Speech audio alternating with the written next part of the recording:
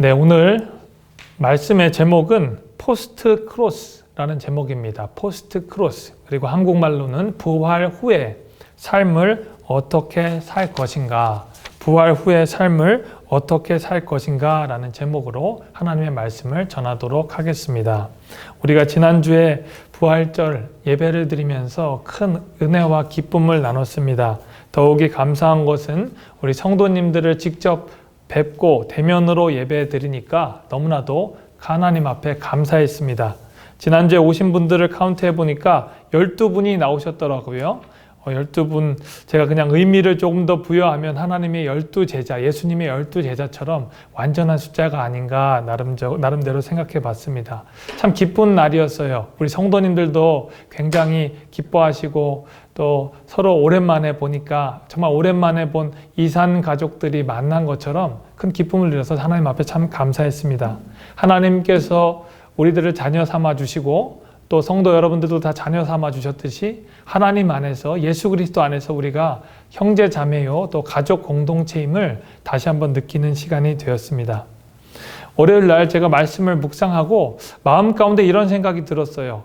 참 기쁘고 감사한 일인데 마음 가운데에 좀 공허함 같은 마음이 몰려왔습니다. 목회자가 조심해야 될 늪과 같은 것이 바로 이 영적 공허함입니다.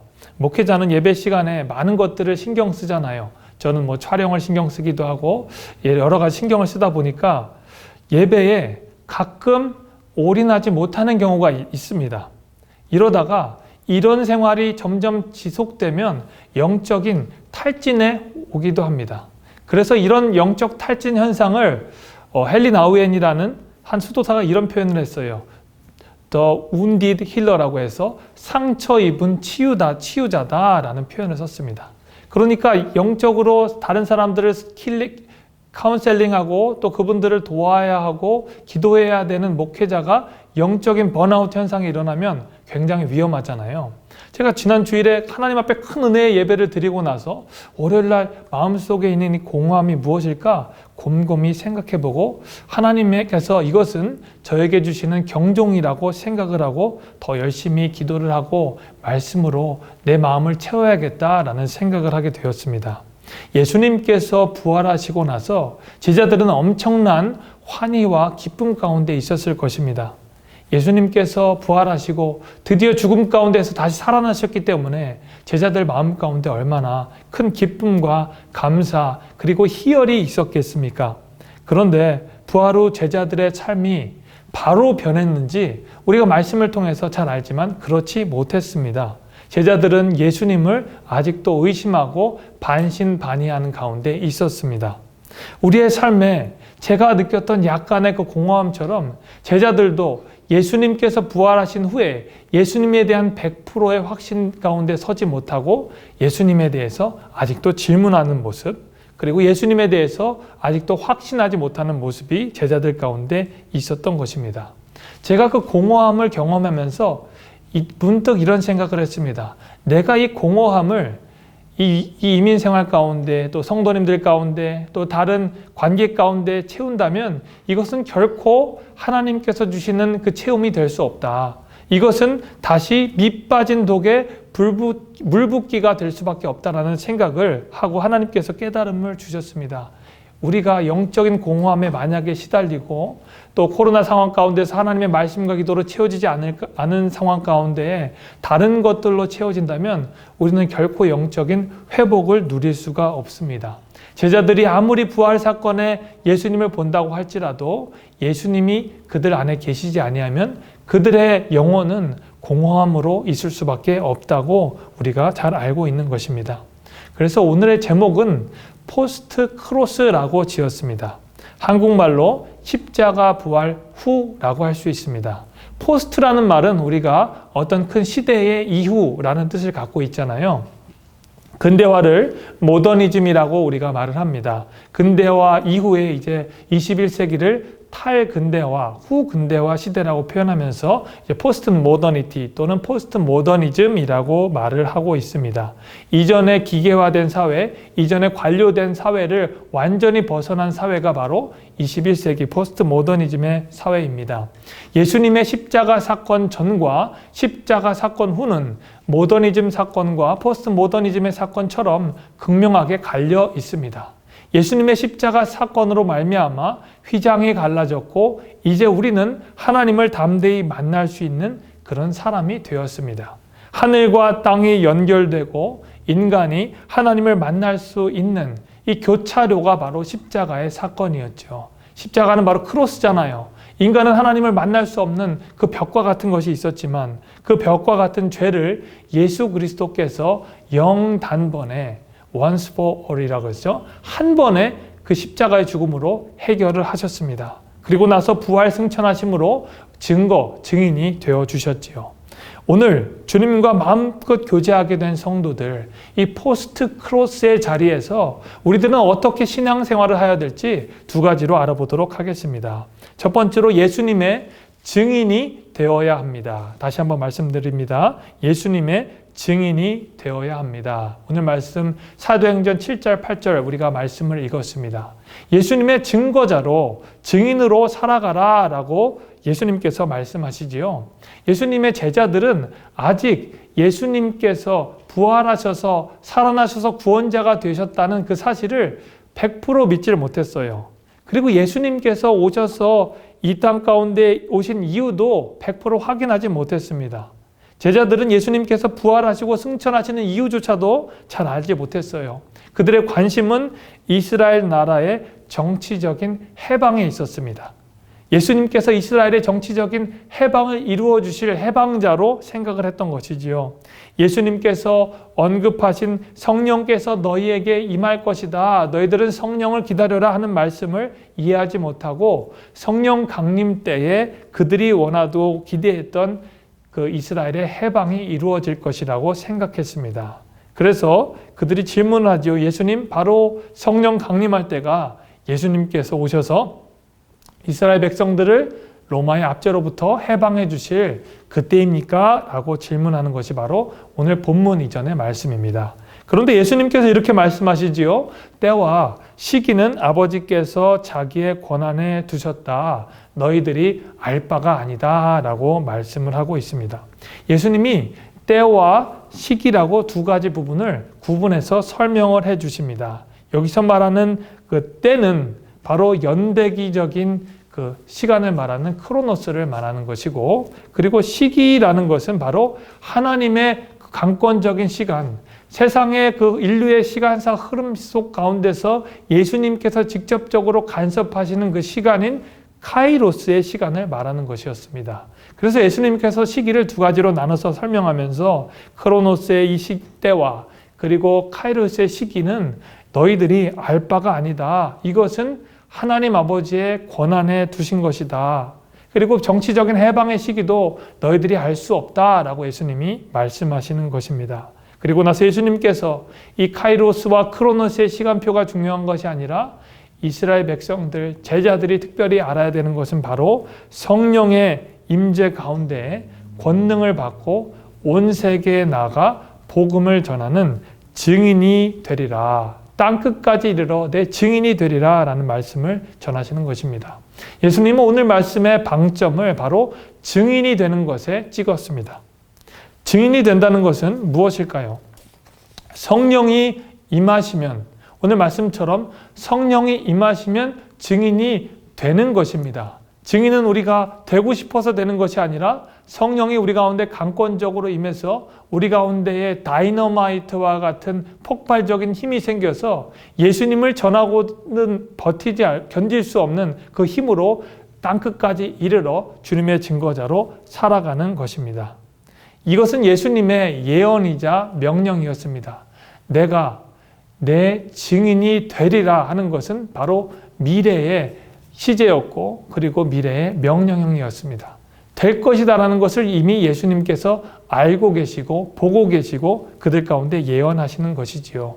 증인은 여러 가지 요건이 있습니다. 여러분 혹시 법정에 증인으로 출두해 본 적이 있으십니까? 증인이 되기 위해서는 분명한 사실은 반드시 그 상황, 그 사고의 목격자여야 한다는 것입니다. 그 사고를 보았거나 그 사고에 대해서 직접적으로 소리를 들어야 합니다. 제가 예전에 저희 아버지의 교통사고의 목격자가 된 적이 있어요.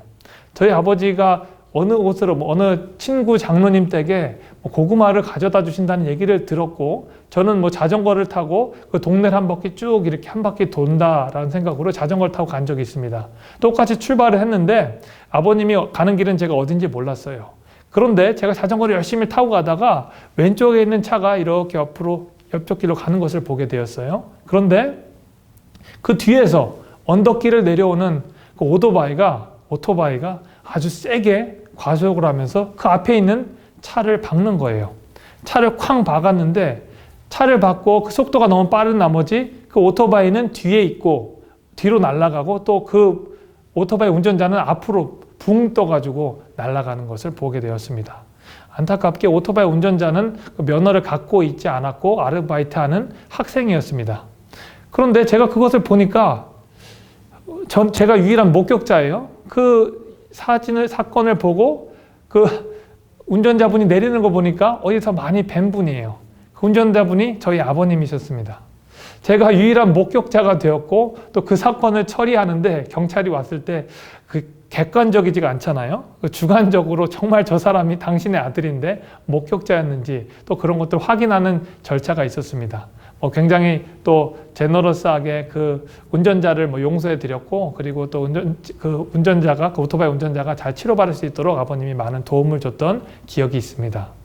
목격자가 참 중요해요. 저는 그 상황을 보고 또 직접 상황을 경험했습니다. 증인은 목격자여야 되고 또 증인은 반드시 출두의 요구에 응해야 합니다. 만약에 경찰 조사를 받아서 그것이 법정으로 갔다면 저는 증인으로서 법정에 출두를 해야겠죠. 그리고 제가 증인으로서 반드시 진실을 증언해야 되는 그 자리에 서게 됐을 것입니다. 제가 만약에 거짓말을 하고 그 가해자와 피해자를 바꿔치기 했으면 저는 분명히 법에 처벌을 받고 위증죄로 처벌을 받게 되겠지요. 이것이 바로 증인의 역할입니다. 증인으로 설 경우 어떻게 보면 자기 편에서는 괜찮겠지만 그 가해자 입장에서 볼 때는 이것은 굉장히 증인은 없애버리고 싶고 또 지우고 싶은 사람이 바로 증인의 입장입니다. 상대방이 저만 없으면, 증인만 없으면 괜찮잖아요. 이 사건을 무마할 수 있잖아요.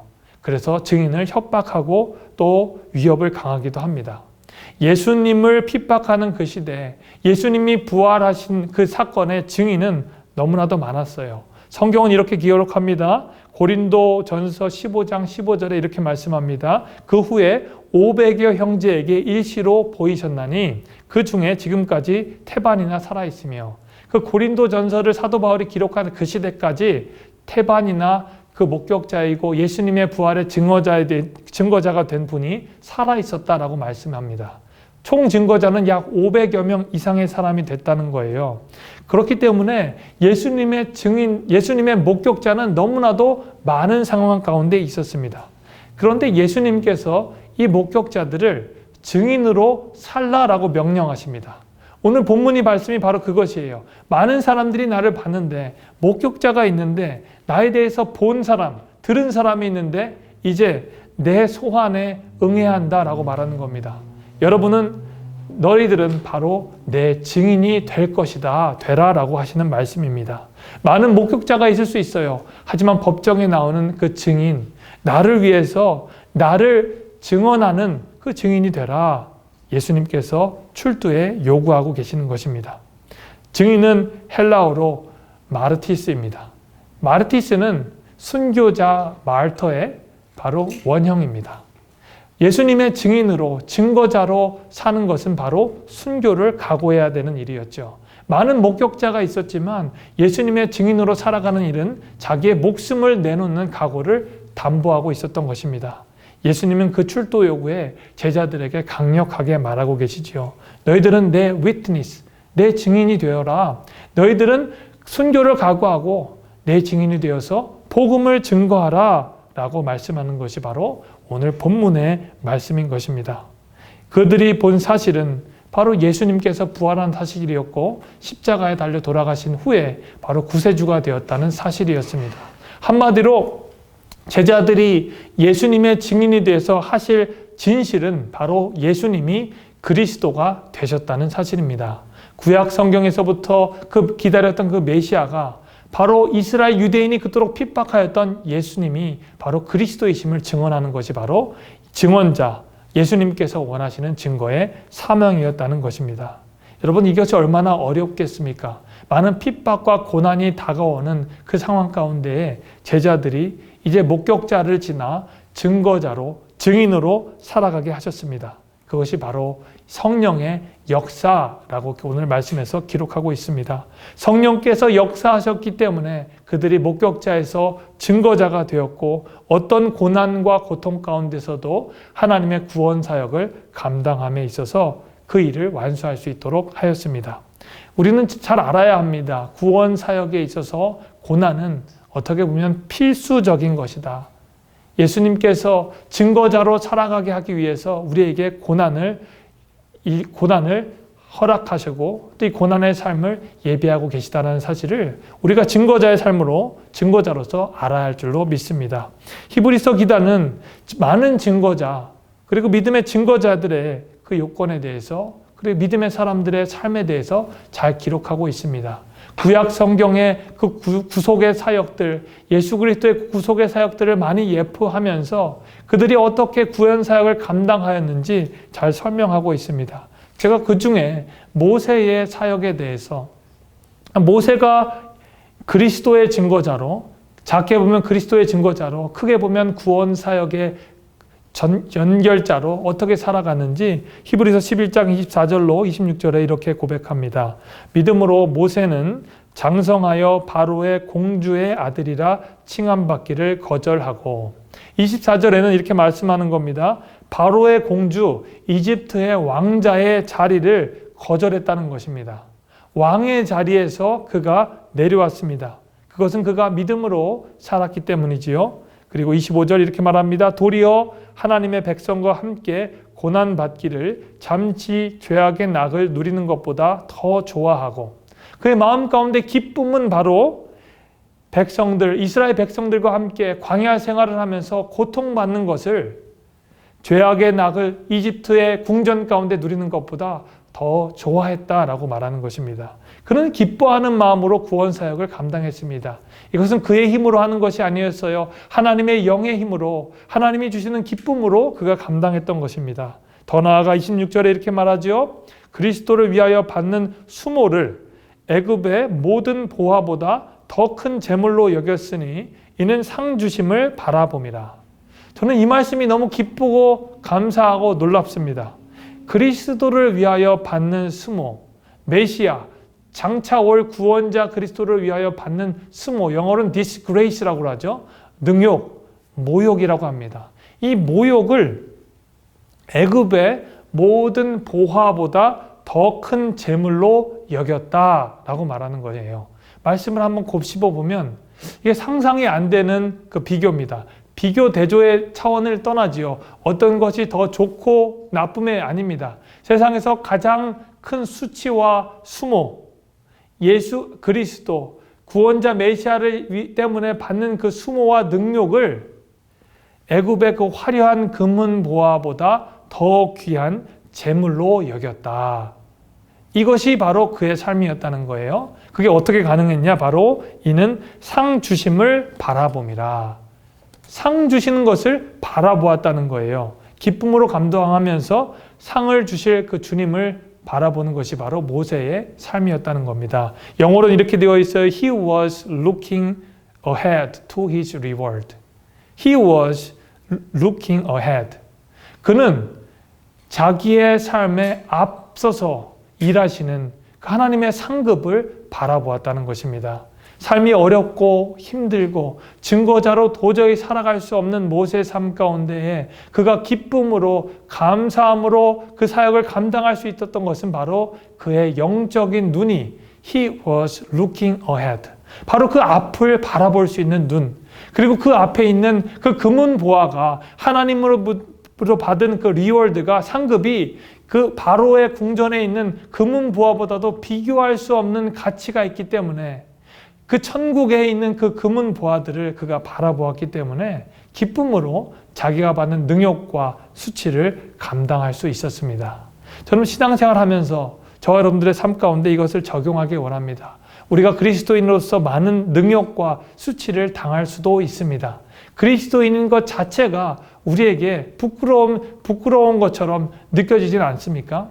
그리스도인의 삶은 증거자로서 우리가 당당히 나아가야 하는데 이 세상 가운데 많은 억압된 문화들이 자꾸 우리들을 주눅들게 할 때가 있다는 것입니다. 지난주에 제가 이스터 선데이를 맞아서 부활절을 맞아서 그냥 마음 가운데 만나는 사람들에게 해피 이스터라는 말을 해주고 싶었습니다. 그래서 주일날 아침에 이제 대면 예배를 드리러 나왔는데 제 자녀랑 저희 동네에 있는 어르신 한 분을 만났습니다. 그분은 제가 개인적으로 이렇게 쓰레기를 정리하다가 좀 친해진 그 백인 어르신이었어요. 굉장히 제너러스하고 젠틀하시고 이렇게 좀 친하게 잘 지냈었는데 그분을 만나니까 너무나도 반가워서 제가 그분에게 이렇게 얘기했습니다. 해피 이스터라고 기쁘게 말을 건넸습니다. 그런데 그 온화하던 그 어르신의 표정이 별로 안 좋아지시더라고요. 약간 일그러지셔서 저한테 이렇게 말씀하시더라고요. 해피 에브리데이라고 얘기를 해주시더라고요. 그냥 마음속에 좀 안타까운 마음이 있었어요. 예수님 부활하신 날이 참 기쁜 날인데 세상에서는 이 부활하신 날 해피 이스터에 대해서 이 말 자체도 별로 달갑지 않게 이야기하는 시대가 됐구나. 하물며 예수님이 태어나신 크리스마스는 어떻습니까? 메리 크리스마스라고 우리가 이야기하면 다른 사람들이 다시 되돌려서 해피 할러데이라고 하는 것이 바로 지금 이 세대에 살고 있는 우리들의 모습입니다. 여러분, 그리스도인은 그럼에도 불구하고 증인된 자로 살아가야 합니다. 우리가 영적으로 눌림을 당할지라도 우리는 끊임없이 예수님의 증거자로서 살아가야 한다는 것입니다. 신사참배를 겪은 그 강요받았던 일제 35년의 시기 생각해 보십시오. 저는 신사참배가 엄청난 절을 하고 그러는 것 줄 알았더니 그게 아니에요. 그냥 일제의 신사에 보고 그냥 고개만 까딱하면 되는 일입니다. 얼마나 간단해요? 그러고 나서 예수님을 믿어도 돼요. 그런데 예수님의 증거자로 마음속에 예수님의 계신 그 우리의 선조들, 특별히 많은 목사님들이 그것이 용납이 안 됐던 거예요. 어떻게 우상 앞에 내가 절을 할 수 있는가? 나는 그것을 할 수 없어. 주님께서 나에게 주신 은혜가 너무나도 커. 나는 오로지 주님만 경배할 거야. 라는 그 말을 하며 그 증거를 하며 많은 고초를 겪었습니다. 예수님을 증거자로 믿고 예수님의 증거자로 살아가는 것에는 많은 고통이 따랐습니다.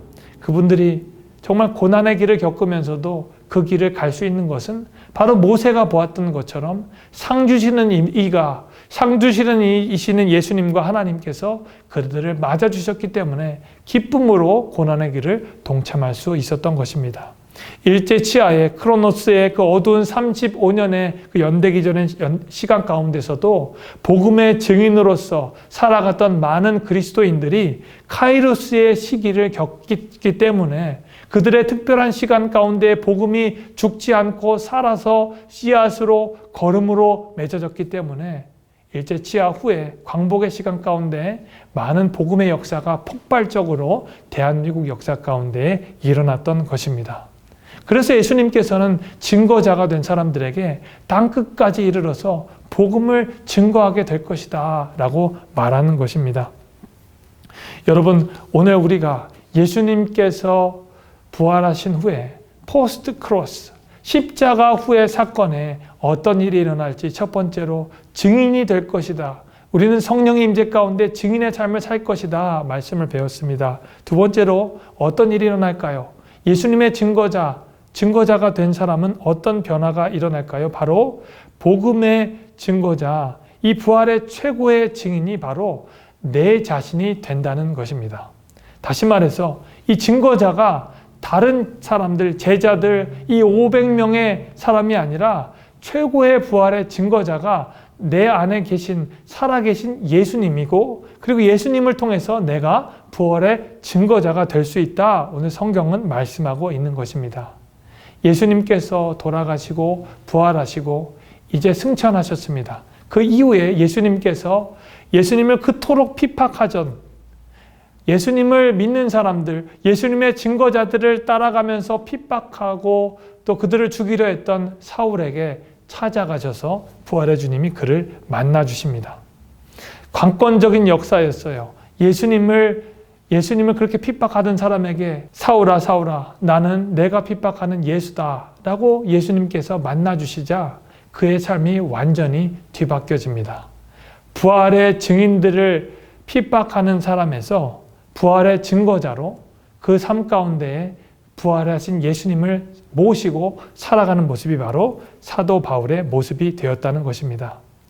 오늘 말씀 갈라디아서 2장 20절 말씀은 이렇게 고백합니다. 내가 그리스도와 함께 십자가에 못 박혔나니 그런즉 이제는 내가 사는 것이 아니요 내 안에 그리스도께서 사시는 것이라.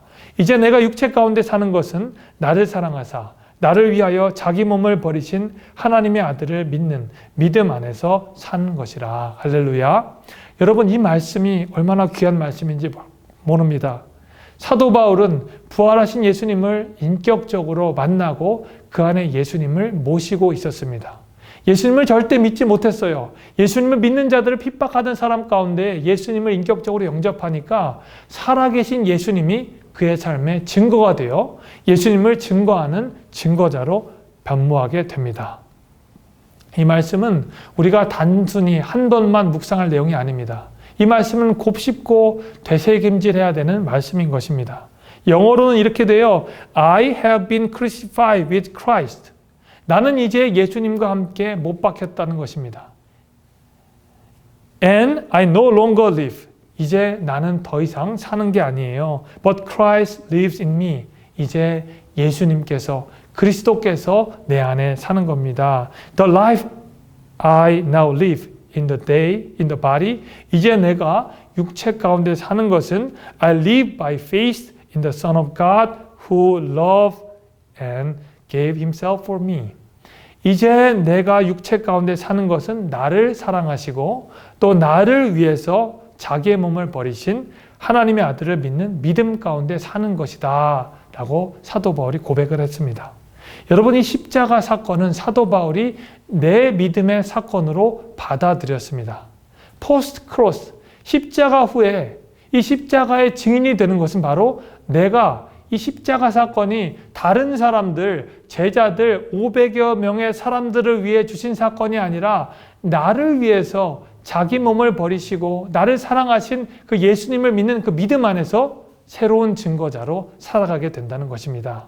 부활의 증거자는 500여 명에서 끝나지 않았습니다. 부활의 증거자는 12명의 제자에서 끝나지 않았습니다. 부활의 증거가 살아계신 예수님이 말씀으로 저와 여러분 가운데 있음으로 말미암아 저와 여러분들까지도 예수님의 증거자가 되는 역사가 일어났던 것입니다. 여러분 이 한 구절에 이 나라는 말이 6번 등장합니다. 성경 말씀 가운데 구절로 따지면 성경 말씀의 많은 장과 많은 구절 가운데서 이 나라는 말씀이 가장 많이 있는 구절이 바로 오늘 갈라디아서 2장 20절 말씀입니다. 오늘 말씀 세볼까요? 내가 그리스도와 함께 십자가에 못 박혔다. 이제 내가 사는 것이 아니다. 오직 내 안에 그리스도께서 사신 것이다. 이제 내가 육체 가운데 사는 것은 나를 사랑하사 나를 위해 자기 몸을 버리신 그리스도를 믿는 믿음 안에 사는 것이다. 나만 6번이 들어가요. 내가 왜 이렇게 중요한가? 여기서 말하는 나는 바로 사도 바울이잖아요. 사도 바울이 왜 이렇게 중요한가? 바로 나를 위해서 예수님께서 오셨다는 거예요. 이 많은 사람들을 위해서 이스라엘 유대 백성들 그리고 제자들을 위해서 예수님께서 십자가에 달려 돌아가신 것이 아니라 그 십자가의 사건이 바로 내 사건이 되어서 내가 부활 증거자로 살아가게 하셨다. 이게 바로 사도 바울의 고백입니다. 이 말씀은 I로 시작해서 me로 끝납니다. I have been crucified 마지막에 for me. 바로 내가 십자가에 못 박혔는데 이 십자가 사건은 바로 나를 위한 하나님 아버지의 예수 그리스도의 강권적인 사건이다 라고 고백을 하는 것입니다. 여러분 십자가의 사건은 바로 저와 여러분들을 위한 사건입니다. 십자가의 사건의 주인공은 바로 저와 여러분, 바로 나 자신이지요. 하나님께서 나를 위해서 그 십자가의 사건 구원 역사를 이루어 주신 겁니다. 그리고 하나님께서 관객이 되셔서 구원의 증인으로, 부활의 증인으로 저와 여러분들이 잘 살아가고 계신지 지금 영화관의 관객에서 영화관의 주인공인 저와 여러분들을 주님이 보고 계시는 것입니다. 여러분, 이것이 얼마나 감사한 일입니까? 이것이 바로 내가 죽고 내 안에 예수님께서 사는 바로 증거자의 삶의 모습인 겁니다. 저와 이와는 상반되는 한 구절이 있습니다. 나가 정말로 강조되는데 이 나가 다른 쪽으로 내 안에 계신 예수님으로 인해 강조되는 것이 아니라 내 안에 있는 욕심으로 강조되는 구절이 하나가 있습니다. 그게 바로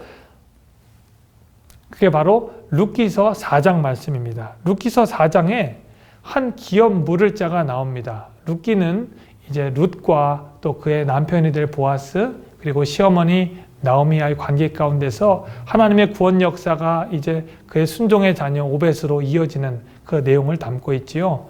이제 보아스가 룻과 결혼하기를 원하는데 그들이 갖고 있는 그 영적인 순서가 있어서 기업 물을 자라고 하는 그 엘리멜렉의 토지를 사는 그 주인 순서, 장자의 순서가 이제 자기의 윗사람 한 분이 더 있는 것을 발견하게 되었습니다. 그러니까 영적인 권위를 존중하고 또 고엘 사상이라고 하는 그 기업 물을 자 순서를 존중하기 위해서 장로들을 초대하고 그 기업 물을 자에게 이렇게 묻습니다. 당신이 이제 그 나오미라고 하는 사람, 그 엘리멜렉의 토지를 이제 다시 살 수 있는 권리를 갖고 있는 분인데 당신이 그것을 사겠습니까? 라고 그가 물어봤을 때 그 주인이, 그 기업 물을 자가 되는 먼저 된 사람이 기쁘게 얘기하면서 그럼요, 내가 그 기업 물을 자가 되겠습니다 라고 말을 하는 겁니다. 그 다음에 이제 보아스가 다시 한번 묻습니다. 그런데 당신이 기업 물을 것과 함께 그의 모압 여인인 며느리 룻도 같이 데리고 살아야 하는 의무가 있습니다. 그도 얻어야 합니다 라고 고백할 때 그 사람이 고백하면서 이렇게 말합니다. 기업 물을 자가 이르되 나는 내 기업에 손해가 있을까 하여 나를 위하여 물으지 못하노니 내가 물을 것을 내가 물으라. 나는 물으지 못하겠노라. 이게 바로 룻기서 4장 6절의 말씀입니다. 기업 물을 자가 처음에는 그렇게 흔쾌하게 내가 물을 거야. 토지를 마음껏 거래할 수 없고 이제 자기가 기업 물을 찬스가 있으니까 토지를 갖게 되니 얼마나 기뻐요. 그런데 룻과 나오미를 자기가 데리고 살아야 하니까 그것이 곤란했던 거예요. 그래서 그가 자기에게 손해가 있을까 생각해서 나는 할 수 없어. 내 기업 물을 것 당신이 해 라고 토스하는 것이 바로 오늘 장면의 모습입니다. 예수님께서 우리에게 주인공이 되기 위해서 부활 사역의 증거자가 되기 위해서 우리에게 마음껏 장을 열어주시고 그 일을 하게 맡기셨음에도 불구하고 내 자신의 예수님이 살아있지 않아서 내 안에 손해가 될 것이 두려워서 우리가 혹여나 부활의 증거자로 살아가지 못하고 있는지 오늘 말씀 룻기서에서 그것을 경종하고 있는 것입니다. 기업 물을 자로 기쁘게 그 일을 감당했던 보아스는 하나님의 구원 사역의 통로 역할을 감당했습니다. 그의 순종과 복종은 오벳이라는 자녀를 낳게 했지요. 오벳은 바로 순종이라는 단어의 원어의 모습입니다. 그의 순종을 통해서 바로 다윗의 아버지인 이새가 태어났고 또 이새와 이새의 후손인 다윗이 태어났던 것입니다. 그 구원의 역사가 바로 예수 그리스도의 계보가 되었던 것이지요. 바로 하나님께서는 우리들이 구원의 증거자로 살아가길 원하십니다. 그게 바로 그 가장 중요한 것이 이 구원의 객관적인 역사가 내 역사가 되어야 한다는 것이지요. 다른 사람의 역사가 아니라 바로 내가 그리스도와 함께 십자가에 못 박혔고 이제는 내가 사는 것이 아니라 내 안에 주님께서 사시고 이것은 이 주님이 사시는 역사는 다른 사람을 위하여가 아니라 나를 위해서 나를 사랑하사 나를 자기 몸을 버리신 바로 예수님을 믿는 그 믿음 안에서 사는 것이라 라는 이 고백을 통해서 가능한 줄 믿습니다. 바울은 바로 이미 사울 시절에 객관적으로 영적으로 너무나도 뛰어난 사람이었습니다. 율법에 대해서는 너무나도 뛰어났고 율법을 잘 준수하는 바리새인이었고 그는 경건한 유대인으로 손이 꼽혔습니다. 그런데 무엇이 부족하기에 무엇이 잘못됐길래 그가 모든 것을 다 십자가 앞에 못 박는다고 이야기를 할까요? 외적인 모양은 그가 너무나도 경건했어요. 아무도 흠잡을 수 없는 아주 훌륭한 사람이었지만 그는 예수님으로 말미암아 자기 자신의 죄를 발견하게 됩니다. 잘못된 동기로 인해, 자만으로 인해, 탐심으로 인해, 정욕으로 인해 예수 그리스도를 바라보지 못하는 종교인의 생활을 그가 직면하게 되자 그는 자기의 모든 것들을 다 배설물로 여기고 버리게 됩니다. 그리고 내 안에 모든 것들을 버리고 예수님을 얻는다라고 고백을 하는 것입니다. 예수님의 증거자로 살아갈 때 우리의 육신과 탐심을 십자가에 못 박아야 한다. 그런 갈라디아서 5장 24절에 이렇게도 말하죠. 우리 가운데 있는 정욕으로 또 탐심으로 하나님의 일을 한다면 우리는 하나님의 일을 감당할 수 없을 것입니다. 우리는 증거자로 살아갈 수 없는 것입니다. 우리의 증거가 객관화되는 그냥 예수님의 부활에 대한 증거로 머무른다면 우리는 결코 증거자의 삶을 살아갈 수 없습니다. 오늘 말씀을 정리합니다. 우리는 부활의 증거자가 되어야 합니다.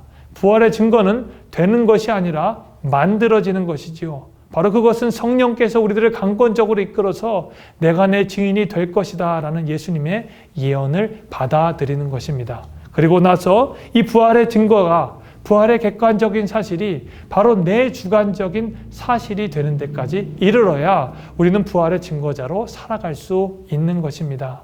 사도 바울이 내가 그리스도와 함께 십자가에 못 박힌 이 사실을 이 주관적인 사실, 객관적인 사실을 바로 예수님께서 나를 위해서 십자가에 달려 돌아가셨구나라는 사실을 깨닫고 이 사실에 너무나도 감격하여 세상 끝까지 이르러 땅 끝까지 이르러 내 증인이 된 사실을 우리는 명심해야 되는 것입니다.